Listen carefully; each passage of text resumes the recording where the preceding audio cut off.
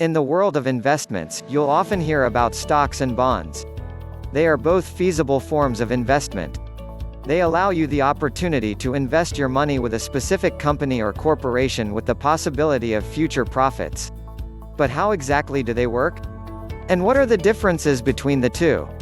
Bonds. Let's start with bonds. The easiest way to define a bond is through the concept of a loan.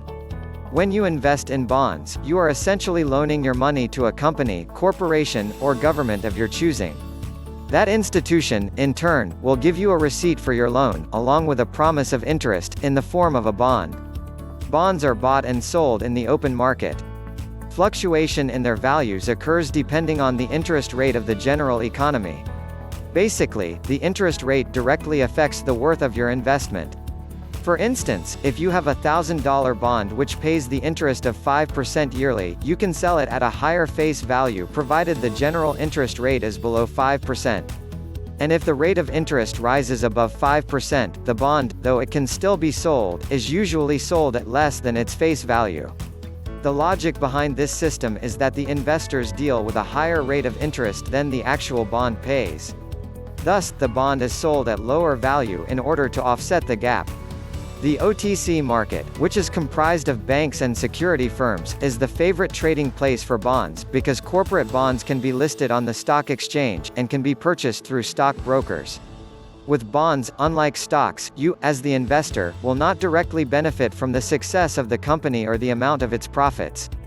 Instead, you will receive a fixed rate of return on your bond. Basically, this means that whether the company is wildly successful or has an abysmal year of business, it will not affect your investment.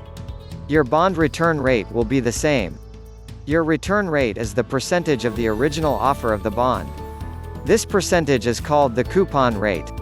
It is also important to remember that bonds have maturity dates. Once a bond hits its maturity date, the principal amount paid for that bond is returned to the investor. Different bonds are issued different maturity dates.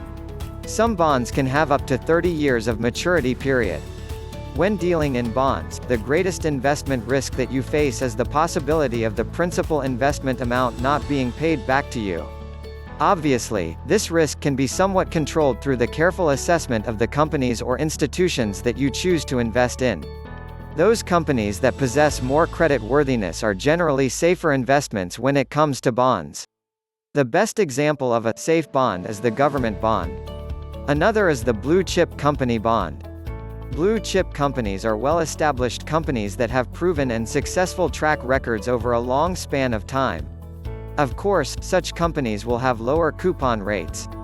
If you're willing to take a greater risk for better coupon rates, then you would probably end up choosing the companies with low credit ratings, companies that are unproven or unstable. Keep in mind, there is a great risk of default on the bonds from smaller corporations. However, the other side of the coin is that bondholders of such companies are preferential creditors.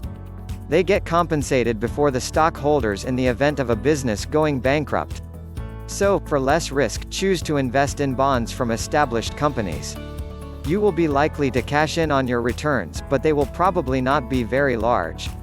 Or, you can choose to invest in smaller, unproven companies. The risk is greater, but if it pays off, your bank account will be greater, too. As in any investment venture, there is a trade-off between the risks and the possible rewards of bonds. To be continued.